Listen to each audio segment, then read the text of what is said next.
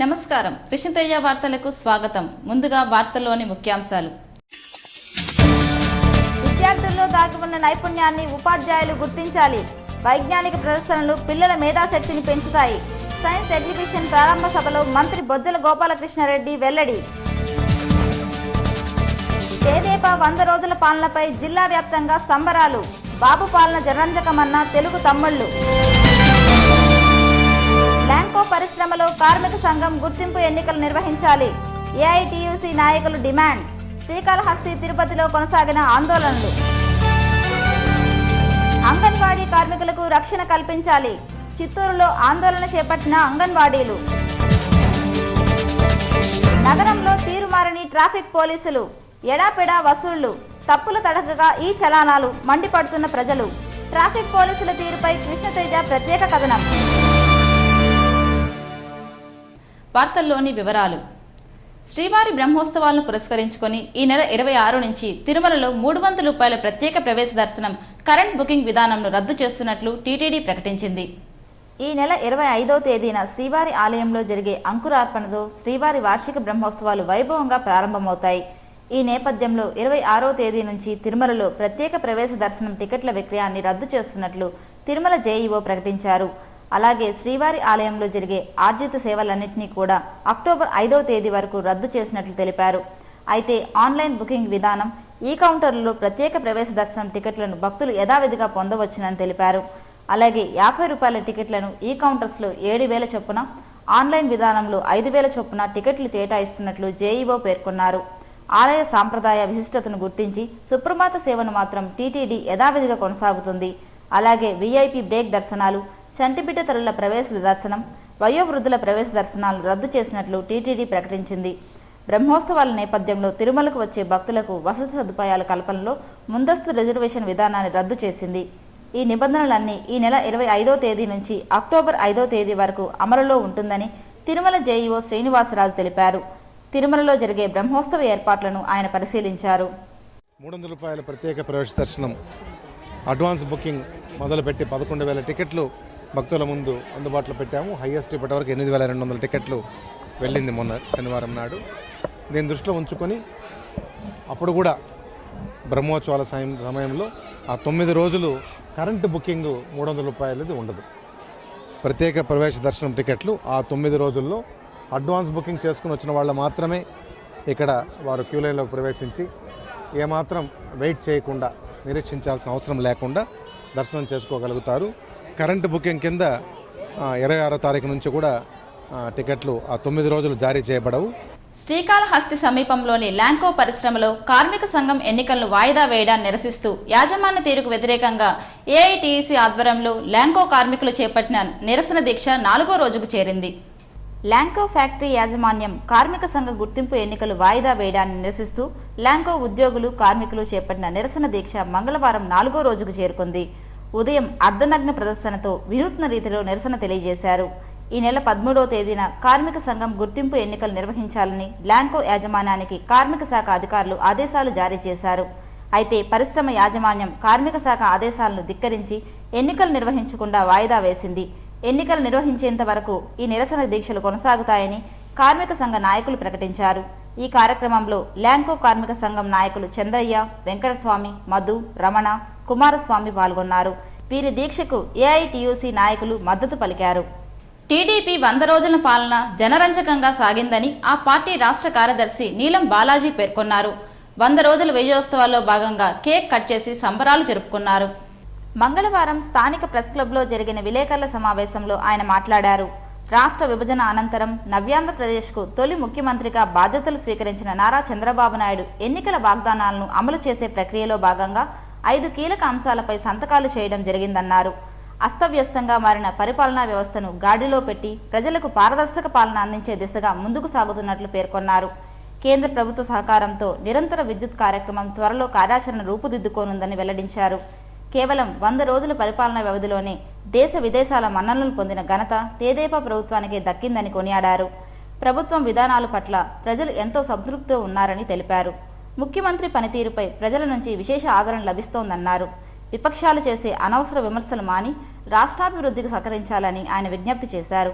అంతకుముందు స్థానిక శ్రీదేవి కాంప్లెక్స్ ఆవరణలో తెదేపా నాయకులు కార్యకర్తలు కేక్ కట్ చేసి సంబరాలు జరుపుకున్నారు. ఈ కార్యక్రమంలో తెదేపా నాయకులు బుల్లెట్ రమణ, ఆముదాల తులసిరాం, కల్లూరి చెంగయ్య, ఉప్పలపాటి శ్రీనివాస్ చౌదరి, తెలుగు మహిళా నాయకురాలు లేపాక్షి, విజయకుమారి, వసంతమ్మ, లక్ష్మి, జుబేదా తదితరులు పాల్గొన్నారు. లడ్డూ కౌంటర్ల వద్ద బ్లాక్లో లడ్డూ ప్రసాదాలను విక్రయిస్తున్న ఓ దళారిని పోలీసులు అదుపులోకి తీసుకున్నారు. తిరుమలలోని శ్రీవారి ఆలయం వద్ద గల లడ్డూ కౌంటర్ల వద్ద స్టేట్ బ్యాంక్ ఆఫ్ హైదరాబాద్లో కాంట్రాక్ట్ పద్ధతిలో పనిచేస్తున్న రమేష్ అనే ఉద్యోగి లడ్డూలను బ్లాక్లో విక్రయిస్తుండగా టీటీడీ విజిలెన్స్ అధికారులు గుర్తించి పట్టుకున్నారు. 69 లడ్డూలను 3,500 రూపాయలకు విక్రయిస్తుండగా విజిలెన్స్ అధికారులకు పట్టుబడ్డాడు. ఆ మేరకు టీటీడీ విజిలెన్స్ అధికారులు పట్టుబడ్డ దళారిని తిరుమల 1 టౌన్ పోలీసులకు అప్పగించారు. పోలీసులు కేసు నమోదు చేసి దర్యాప్తు చేస్తున్నారు. చిత్తూరు నగరానికి చెందిన ఓ వ్యక్తిని పోలీసులు అరెస్ట్ చేసి అతని వద్ద నుంచి 9 లక్షలు విలువ చేసే ఎర్రచందనం దొంగలను స్వాధీనం చేసుకున్నారు. చిత్తూరు దుర్గానగర్ కాలనీకి చెందిన నరసింహులు అనే వ్యక్తి గత కొంతకాలంగా ఎర్రచందనం అక్రమ రవాణాకు పాల్పడుతున్నాడు. మంగళవారం చిత్తూరు రూరల్ పరిధిలోని మాపాక్షి క్రాస్ వద్ద పోలీసులు తనిఖీ చేస్తుండగా ఓ కారులో ఎర్రచందనం దొంగలు ఉండటాన్ని గుర్తించి పట్టుకున్నారు. అదే సమయంలో కారులో ఉన్న డ్రైవర్ రామర్ అనే వ్యక్తి పరారు కాగా నరసింహులను అదుపులోకి తీసుకున్నారు. కారును సీజ్ చేసి ఎర్రచందనం దొంగలను స్వాధీనం చేసుకున్నారు. ఆ మేరకు కేసును నమోదు చేశారు. శ్రీకాళహస్తీశ్వరాలయానికి రికార్డు స్థాయిలో హుండీ ఆదాయం వచ్చింది. నెల రోజుల్లో 75 లక్షలకు పైగా హుండీ ఆదాయం వచ్చినట్లు ఆలయ అధికారులు పేర్కొన్నారు. మంగళవారం శ్రీకాళహస్తీశ్వర ఆలయంలో స్వామి అమ్మవార్ల హుండీ లెక్కింపు కార్యక్రమం జరిగింది. ఈ సందర్భంగా 75,42,000 రూపాయలు హుండీ ద్వారా ఆదాయం వచ్చినట్లు అధికారులు తెలిపారు. అలాగే 69 కిలోల 200 గ్రాముల బంగారు, 358 కిలోల 200 గ్రాముల వెండి, అలాగే 102 విదేశీ కరెన్సీ నోట్లు హుండీ లెక్కింపు ద్వారా స్వామివారికి ఆదాయం వచ్చినట్లు ఆలయ అధికారులు తెలిపారు. ఈ హుండీ లెక్కింపు కార్యక్రమంలో స్కిట్ కళాశాల విభాగం అధికారులు, ఆలయ ఉద్యోగులు, పోలీస్ అధికారులు పాల్గొన్నారు. తన స్థలాన్ని తనకే అప్పగించేలా చర్యలు తీసుకోవాలని పలమనేర్ మాజీ ఎమ్మెల్యే సిసి రాజన్ చిత్తూరు కలెక్టర్ను కోరారు. చిత్తూరు ప్రెస్ క్లబ్లో మంగళవారం జరిగిన విలేకరుల సమావేశంలో ఆయన మాట్లాడుతూ 1910వ సంవత్సరంలో చౌడేపల్లి మండల పరిధిలో తన తండ్రి స్థలాన్ని కొనుగోలు చేశారు.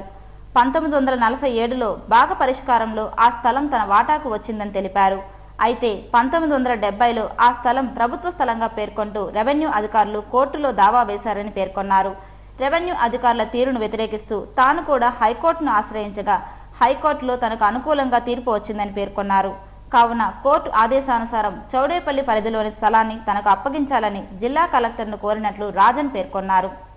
రాష్ట్ర ముఖ్యమంత్రి చంద్రబాబు నాయుడు పదవీ బాధ్యతలు చేపట్టి 100 రోజులు పూర్తయిన సందర్భంగా ఎస్వి యూనివర్సిటీలో విద్యార్థులు సంబరాలు జరుపుకున్నారు. చంద్రబాబు నాయుడు రాష్ట్ర ముఖ్యమంత్రిగా పదవీ బాధ్యతలు చేపట్టి 100 రోజులు పూర్తి కావడంతో మంగళవారం యూనివర్సిటీలోని టీఎన్ఎస్ఎఫ్ విద్యార్థులు కేక్ కట్ చేసి సంబరాలు జరుపుకున్నారు. ఈ సందర్భంగా బాబు వస్తేనే జాబు వస్తుందన్న నమ్మకాన్ని బాబు నిజం చేశారని విద్యార్థులు పేర్కొన్నారు. రాష్ట్రాభివృద్ధి పట్ల ఒక విజన్ ఉన్న నాయకుడు చంద్రబాబు అని అన్నారు. మరో 10 ఏళ్లలో రాష్ట్రం దేశంలోని అగ్రగామిగా నిలుస్తుందన్న నమ్మకం తమకు ఉందని విద్యార్థులు పేర్కొన్నారు. బాబు నాయకత్వానికి తాము పూర్తి మద్దతు పలుకుతున్నామని టీఎన్ఎస్ఎఫ్ విద్యార్థులు తెలిపారు. జాతీయ విశ్వకర్మ జయంతి అయిన సెప్టెంబర్ 17ను కార్మిక దినోత్సవంగా ప్రకటించాలని విశ్వకర్మ సంఘం జిల్లా అధ్యక్షులు లోకనాథం ఆచారి ప్రభుత్వాన్ని కోరారు. చిత్తూరు ప్రెస్ క్లబ్లో మంగళవారం జరిగిన విలేకరుల సమావేశంలో ఆయన మాట్లాడారు. జాతీయ విశ్వకర్మ జయంతిని కార్మిక దినోత్సవంగా ప్రభుత్వం ప్రకటించాలని కోరారు.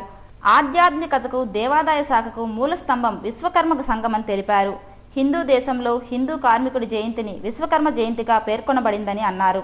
విశ్వకర్మ జయంతిని టీటీడీ ఆధ్వర్యంలో అధికారికంగా జరిపేలా ప్రభుత్వం చర్యలు తీసుకోవాలని డిమాండ్ చేశారు.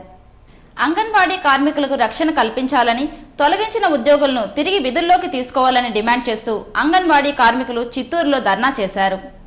విజయవాడలో అంగన్వాడీ కార్మికులపై దాడి జరగడాన్ని వ్యతిరేకిస్తూ మంగళవారం చిత్తూరులోని గాంధీ సర్కిల్ వద్ద రోడ్డుపై బైఠాయించి ప్రభుత్వ విధానానికి వ్యతిరేకంగా అంగన్వాడీ కార్యకర్తలు నిరసన వ్యక్తం చేశారు.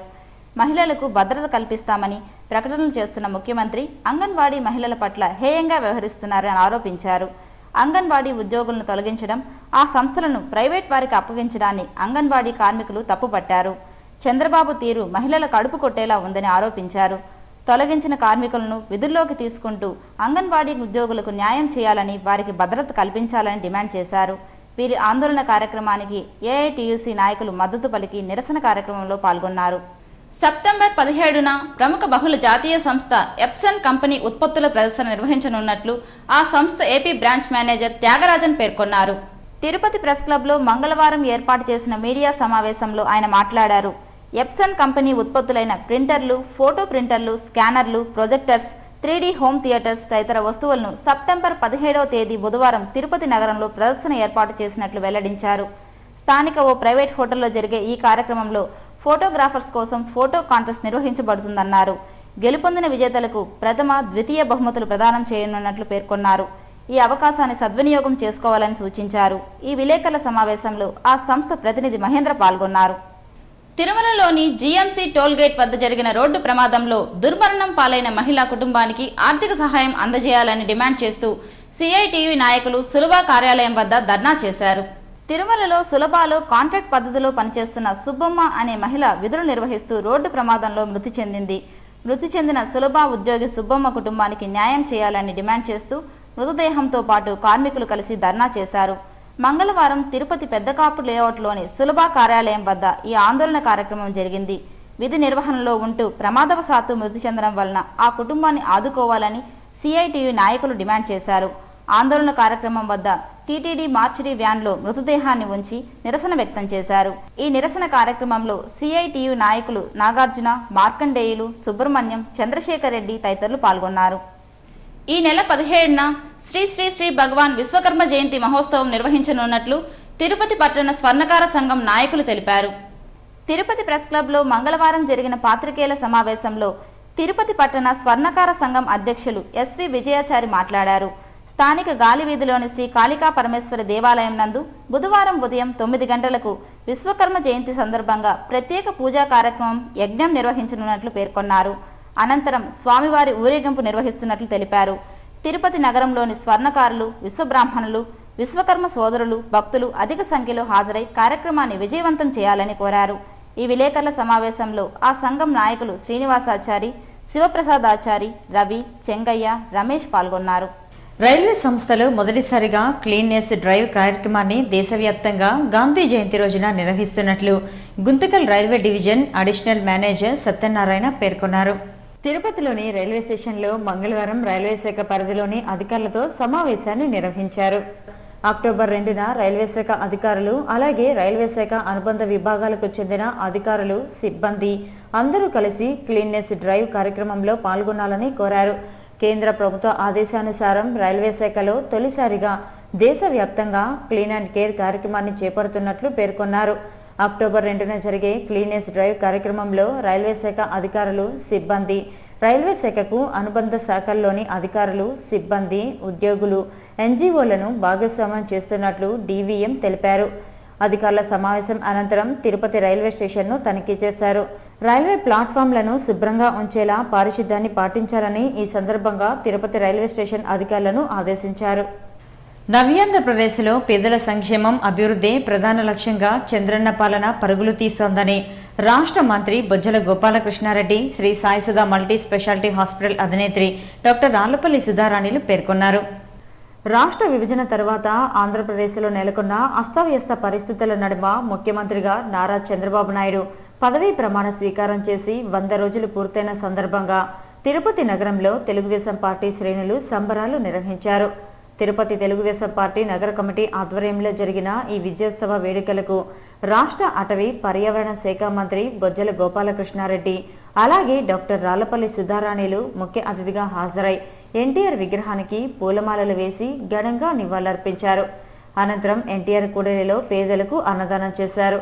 ఈ సందర్భంగా మంత్రి బొజ్జల గోపాలకృష్ణారెడ్డి మీడియాతో మాట్లాడుతూ, రాష్ట్ర ముఖ్యమంత్రిగా నారా చంద్రబాబు నాయుడు పదవీ ప్రమాణ స్వీకారం చేసిన నాటి నుంచి నేటి వరకు అహర్నిశలు శ్రమిస్తూ ఆంధ్రప్రదేశ్ పరిపాలనా వ్యవస్థను చక్కదిద్దే ప్రయత్నం చేస్తున్నారని పేర్కొన్నారు.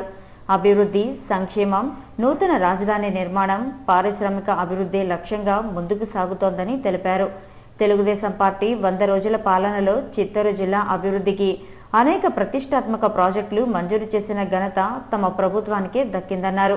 ప్రజలు తమ పాలనపై సంతృప్తిగా ఉన్నారని, ప్రతిపక్షాలు అనవసర రాద్ధాంతం చేయడం తగదని హితవు పలికారు. ఆయనకంటే ఎక్కువ కాలం ముఖ్యమంత్రిగా పనిచేసినటువంటి అతను లేడు. ఆయనకంటే ఎక్కువ కాలం అపోజిషన్ పనిచేసినటువంటి వ్యక్తి లేడు. అటువంటి వ్యక్తి అకుంఠిత దీక్షతో పనిచేస్తున్నారు. 100 రోజుల పాలన అనేది కూడా ఈ బదిలీలో ఒకసారి వెనక్కి తిరిగి చూసుకొని ఏం చేసాం, ఏం చేయలేదు, ఏం చేయాలా. ఆయనకైతే వాళ్ళ తృప్తి లేదు. ఆయన చేసిన పనికి ఆయనకు తృప్తి లేదు, మంత్రులు పనిచేసినా కూడా ఆయన తృప్తి లేదు. వాస్తవానికి ఇంకా బాగా పనిచేసి ఉండాలా, ఇంకా బాగా చేసి ఉండాలా. ఎంత చేసినా కూడా అటువంటి కోరిక ఉంది, తపన ఉంది. అహర్నిశలు కృషి చేస్తున్నారు.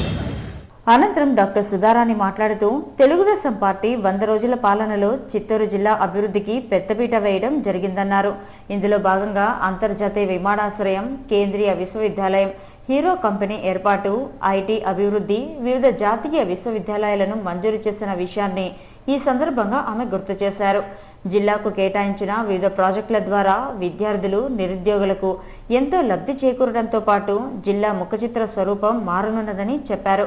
తెలుగుదేశం పార్టీ 100 రోజుల పాలనపై అన్ని వర్గాలు సంతృప్తితో ఉన్నారని, ఇదే విధానాన్ని కొనసాగించి ప్రజల మన్ననలు మరింతగా చురగొంటామన్నారు. ఈ కార్యక్రమంలో తెలుగుదేశం పార్టీ నగర కమిటీ అధ్యక్షులు దంపోరి భాస్కర్, రాష్ట్ర కార్యదర్శి నీలం బాలాజీ, నరసింహ యాదవ్, తెలుగు యువత జిల్లా అధ్యక్షులు శ్రీధర్ వర్మ, నగర ఉపాధ్యక్షులు దొరైరాజు, టీడీపీ నాయకులు కృష్ణా యాదవ్, ఉదయగిరి భాస్కర్, ప్రసాద్, అలీఖాన్, మహిళా నాయకురాలు కుమారమ్మ, సరోజమ్మ తదితరులు పాల్గొన్నారు. ముఖ్యంగా గత 10 ఏళ్లలో మన రాష్ట్రం 20 ఏళ్ళ అభివృద్ధి వెనకెళ్ళిందని చెప్పాలి. సమైక్యంగా ఉన్న మన తొలి భాషా సంయుక్త రాష్ట్రంలో కొంతమంది అవకాశవాదులు చిచ్చుపెట్టి రాష్ట్రాన్ని 2 ముక్కలుగా చేసి 60% పైగా ఆదాయం ఉన్న భాగ్యనగరాన్ని తెలంగాణకి ఇచ్చి మన కేవలం అప్పుల ఆంధ్రప్రదేశ్గా మిగిల్చారు. అటువంటి క్లిష్ట పరిస్థితుల్లో ప్రజలందరూ కూడా నమ్మకం పెట్టుకొని భారీ మెజార్టీతో చంద్రబాబు నాయుడు గారిని ముఖ్యమంత్రి చేశారు. ముఖ్యమంత్రిగా ప్రమాణ స్వీకారం చేసిన క్షణం నుంచి కూడా ఆయన అహర్నిశలు ప్రజల కోసమే ఆలోచించి వాళ్ళు ఆయన మీద పెట్టుకున్న నమ్మకానికి నీటుగా పనిచేస్తున్నారు. విద్యార్థుల్లో దాగి ఉన్న నైపుణ్యాలను వెలికితీయాల్సిన బాధ్యత ఉపాధ్యాయులపై ఉందని రాష్ట్ర అటవీ శాఖ మంత్రి బొజ్జల గోపాలకృష్ణారెడ్డి సూచించారు. మహాత్మా గాంధీ మున్సిపల్ హైస్కూల్లో 3 రోజుల పాటు జరగనున్న రాష్ట్ర స్థాయి వైజ్ఞానిక ప్రదర్శన ప్రారంభోత్సవ కార్యక్రమం మంగళవారం జరిగింది. ఈ కార్యక్రమానికి ముఖ్య అతిథిగా హాజరైన బొజ్జల గోపాలకృష్ణారెడ్డి మాట్లాడారు. వైజ్ఞానిక ప్రదర్శనలు నిర్వహించడం వల్ల విద్యార్థులకు శాస్త్ర సాంకేతిక రంగంపై అవగాహన ఏర్పడుతుందని తెలిపారు. అలాగే ప్రతిభావంత విద్యార్థులను ఒక వేదికపైకి తీసుకురావటం సులభతరం అవుతుందన్నారు. రాష్ట్ర ప్రభుత్వం సైన్స్ ఎగ్జిబిషన్ల నిర్వహణపై ప్రత్యేక దృష్టి సారించిందని పేర్కొన్నారు. 100 రోజుల తెలుగుదేశం పార్టీ పాలనపై ప్రజలు సంతృప్తిని వ్యక్తం చేస్తున్నారని వెల్లడించారు. రాష్ట్రాభివృద్ధిపై ముఖ్యమంత్రి చంద్రబాబు ప్రత్యేక దృష్టి సారించారని అన్నారు. ప్రతిపక్ష పార్టీ నాయకులు అసత్య ఆరోపణలు చేసినా చంద్రబాబు చేపడుతున్న అభివృద్ధి కార్యక్రమాలను అడ్డుకోలేరన్నారు. అనంతరం సత్యవేడు ఎమ్మెల్యే తలారి ఆదిత్య మాట్లాడుతూ విద్యార్థుల్లోని ప్రతిభా పాఠవాలను చాటడానికి సైన్స్ ఎగ్జిబిషన్లు మంచి వేదికలని పేర్కొన్నారు. సమాజం అభివృద్ధి చెందాలంటే ప్రజా ప్రతినిధులను పూర్తి స్థాయిలో వినియోగించుకున్నప్పుడే సాధ్యమవుతుందన్నారు. చైనా దేశంలో ఉత్పత్తి అయ్యే వస్తువులను తప్ప ఇతర దేశాల వస్తువులను వినియోగించకూడదని అక్కడి ప్రభుత్వాలు నిబంధనలు విధించాయన్నారు. చైనా కన్నా వేగంగా వస్తువులను ఉత్పత్తి అయ్యేలా భారతదేశాన్ని అభివృద్ధి చేసుకోవాల్సిన బాధ్యత మనందరిపై ఉందన్నారు. ఈ కార్యక్రమంలో MLA Endapalli Srinivas, ZP chairman Girvani, జిల్లా విద్యాశాఖాధికారి ప్రతాప్ రెడ్డి తదితరులు పాల్గొన్నారు. ఇప్పుడున్నది 3rd generation of very smart innovators, scientists. కానీ మన దగ్గర ఇక్కడ చదువుకుని సైంటిస్ట్ అయిన వాళ్ళు నాసాకు వెళ్ళిపోతారు, యుఎస్కి వెళ్ళిపోతారు, యూరోప్కి వెళ్ళిపోతారు. వై? ఇండియాలో సైంటిస్ట్కి ప్రోత్సాహం లేదు, సైంటిస్ట్కి జాబ్స్ లేవు. This is a wonderful initiative to put scientist on the map. Lanco సంస్థలో కార్మిక సంఘాల ఎన్నికలు నిర్వహించాలని ఏఐటీయూసీ నాయకులు డిమాండ్ చేశారు. ఈ మేరకు మంగళవారం ఏఐటీయూసీ నాయకులు స్థానిక ఎయిర్ బైపాస్ రోడ్లోని కార్మిక శాఖాధికారి కార్యాలయం ఎదుట ధర్నాకు దిగారు. అనంతరం నాయకులు మీడియాతో మాట్లాడుతూ ల్యాంకో ఫ్యాక్టరీ కార్మిక శాఖ ఎన్నికలు ఈ నెల 11వ తేదీన జరగాల్సి ఉంటే వాయిదా వేశారని ఆరోపించారు. కనీసం వాయిదాకు గల కారణాలను కూడా అధికారులు చెప్పడం లేదన్నారు. కోకోకోలా కంపెనీ కార్మిక సంఘం ఎన్నికల్లో ఏఐటీయూసీ ఘన విజయం సాధించిందన్నారు. ల్యాంకో సంస్థలో కూడా ఏఐటీయూసీ అనుబంధ కార్మిక సంఘం గెలుస్తుందన్న ఉద్దేశంతోనే ఎన్నికలను వాయిదా వేశారని ఆరోపించారు. తక్షణం ల్యాంకో కార్మిక సంఘం ఎన్నికలు నిర్వహించాలని, లేకుంటే ఆందోళన కార్యక్రమాలు చేపడతామని హెచ్చరించారు. ఈ కార్యక్రమంలో ఏఐటీసీ నాయకులు పాల్గొన్నారు. ఎస్వీయు హాస్టల్ విద్యార్థులు నగదు డిపాజిట్ చేసి మెస్ టోకన్ తీసుకోవాలన్న విధానాన్ని వ్యతిరేకిస్తూ ఎస్వీయు పరిపాలనా భవనం వద్ద విద్యార్థులు ఆందోళనకు దిగారు. ఎస్వీయు హాస్టల్ విద్యార్థులు విధిగా 2000 రూపాయలు డిపాజిట్ చేసి మెస్ టోకన్లు పొందాలని యూనివర్సిటీ అధికారులు నిబంధనలు విధించారు. ఈ నిబంధనలు వ్యతిరేకిస్తూ ఎస్వీయులోని యూజీసీ స్కాలర్షిప్ పొందే విద్యార్థులు మంగళవారం ఆందోళన చేశారు. గత 2 ఏళ్లుగా యూజీసీ ఫెలోషిప్ నిధులు మంజూరు కాకుండా విద్యార్థులు అనేక ఇబ్బందులు పడుతున్నారు. ఈ క్రమంలో విద్యార్థుల నుంచి మెస్ టోకన్లు పొందేందుకు 2000 డిపాజిట్ చేయమనడం ఎంతవరకు సమంజసమని యూనివర్సిటీ అధికారులను విద్యార్థులు ప్రశ్నించారు. ఎలాంటి డిపాజిట్ చెల్లించకనే తమకు మెస్ టోకన్లు మంజూరు చేయాలని విద్యార్థులు డిమాండ్ చేశారు. సమైక్యాంధ్ర ఉద్యమం సమయంలో ప్రభుత్వం జీతాలు చెల్లించకపోవడంతో విద్యార్థులు చెల్లించిన ఫీజులను జీతాల రూపంలో చెల్లించిన అధికారులు నేడు విద్యార్థుల పట్ల కఠినంగా వ్యవహరించడాన్ని తప్పుపట్టారు. యూనివర్సిటీలో అధికారుల పట్ల ఒకలా విద్యార్థుల పట్ల మరోలా వీసీ వ్యవహరిస్తున్నారని విద్యార్థులు ఆరోపించారు. తిరుపతి నగరంలో ట్రాఫిక్ పోలీసుల తీరు సామాన్య ప్రజలకు ఇబ్బంది కలిగిస్తోంది. పోలీసుల విధులంతా ట్రాఫిక్ రూల్స్ అమలు చేయడం కన్నా వాహనదారుల నుంచి పన్ను వసూలు చేయడమే ప్రధాన లక్ష్యంగా పనిచేస్తున్న ట్రాఫిక్ పోలీసులపై కృష్ణతేజ ప్రత్యేక కథనం.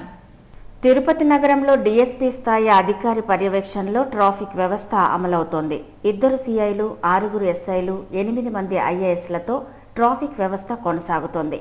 నగరంలోని 61 కేంద్రాల్లో ట్రాఫిక్ పోలీస్ సిబ్బంది తమ విధులు నిర్వహిస్తుంటారు. ఇటీవల కాలంలో ట్రాఫిక్ పోలీసుల తీరు ప్రజల్లో చర్చనీయాంశంగా మారింది.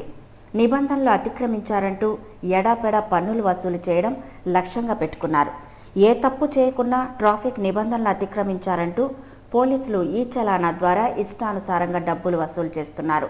ఈ చలానా విధానం కూడా లోపభూయిష్టంగా ఉంది. చలానాలోని ఫోటో ఒక ప్రాంతందైతే నిబంధన అతిక్రమించినది మరో ప్రాంతం పేరును చలానాలో చూపిస్తుంటారు. తిరుపతి నగరంలో 16 వీధుల్లో 6 వీధులు అతి ఇరుకైనవే. నగరం పట్ల పూర్తి స్థాయిలో అవగాహన లేని పోలీసు అధికారులు ఇరుకైన వీధుల్లో సైతం ట్రాఫిక్ నిబంధనలు విధించి ప్రజలను ఇబ్బందులకు గురిచేస్తున్నారు. ట్రాఫిక్ నిబంధనలు పాటించాల్సిన పోలీసు అధికారులే ఒక్కోసారి నిబంధనలు అతిక్రమిస్తుంటారు. అధికారులు మారినప్పుడల్లా ఎస్పీ, ఏఎస్పీ, డిఎస్పీ ఇలా కొత్త అధికారులు వచ్చినప్పుడల్లా నగరంలో ట్రాఫిక్ పోలీసులు హడావిడి చేస్తూ ప్రజలను ఇబ్బందులకు గురి చేయడం పరిపాటైంది. చిన్న చిన్న వ్యాపారాలు బొట్టలు వెళ్ళుకునే వాళ్ళు, లేకపోతే రోడ్డు మీద ఒక బండి మీద పోయే వాళ్ళ దగ్గర ముక్కు పిండి కూడా డబ్బులు వసూలు చేస్తున్న దృశ్యాలు ఈరోజు ప్రజలు కూడా చూస్తూ ఉన్నారు. ఈ ఘటనల పైన కూడా ఎస్పీ గారు వెంటనే స్పందించాలా, అలాగే సంబంధించినటువంటి పై అధికారులు మొత్తం కూడా స్పందించి ఈ రోజున ఎవరైతే ఆ విధంగా అనైక్యత పద్ధతిలో ప్రజల దగ్గర దోచుకుంటారో ముందున్నటువంటి వాళ్ళు ఏమైతే ప్రణాళిక తీసుకొచ్చారో ఈ యొక్క వాలంటీర్స్ని, విద్యార్థుల్ని భాగస్వాములు చేసి సాయంకాలం సమయంలో ట్రాఫిక్ని కంట్రోల్ చేశారు. ఆ పద్ధతుల్ని ఇప్పుడున్నటువంటి వాళ్ళు ఎందుకు పాటించలేదని చెప్పి సూటిగా మేము డిమాండ్ చేస్తాను. ట్రాఫిక్ నిబంధనల ప్రకారం 3 చక్రాలు, 4 చక్రాల వాహనాలను గాంధీ రోడ్లో అనుమతించకూడదని నిబంధనలు ఉన్నా అధికారులు మాత్రం పట్టించుకోరు.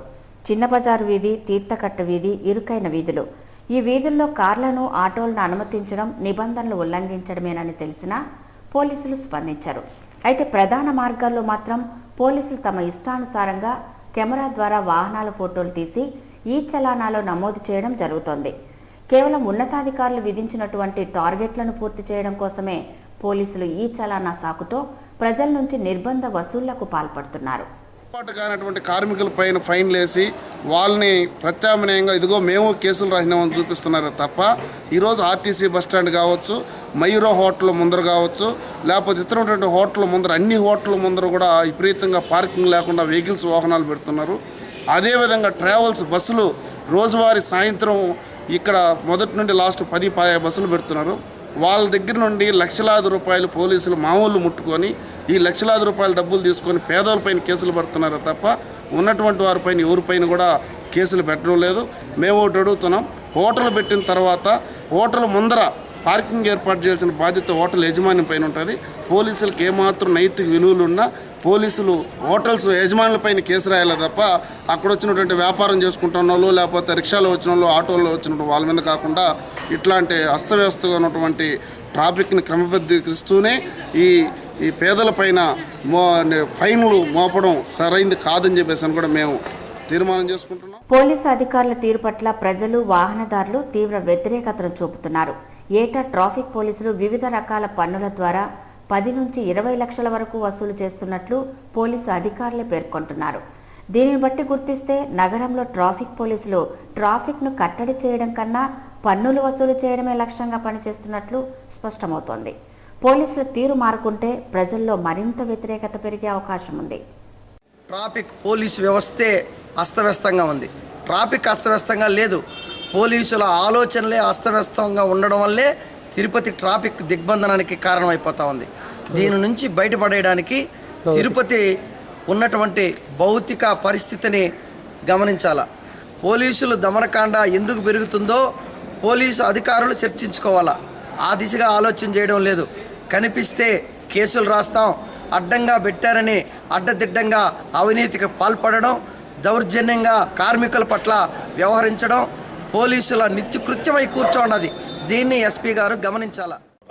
మెన్ను షార్టేజ్ ఉంది, ప్లస్ ఈ ఎలక్షన్ వల్ల ఒక 3 నెలలు, సమైక్యాంధ్ర వల్ల ఒక 3 నెలలు, ఇట్లా ఈ ప్రాబ్లమ్స్ వల్ల ఎక్కువ ఫోటోలు తీసి నో పార్కింగ్ నోట్ తీసుకొచ్చినప్పుడు జనరేట్ చేసినాము. తర్వాత సర్వ్ చేయాలి కాపీలు. ఈ సర్వ్ చేసేటప్పుడు చాలా ఇబ్బందులు వస్తాయి. ఒక అడ్రస్లో ఉంటారు, ఒక అడ్రస్లో ఉండరు.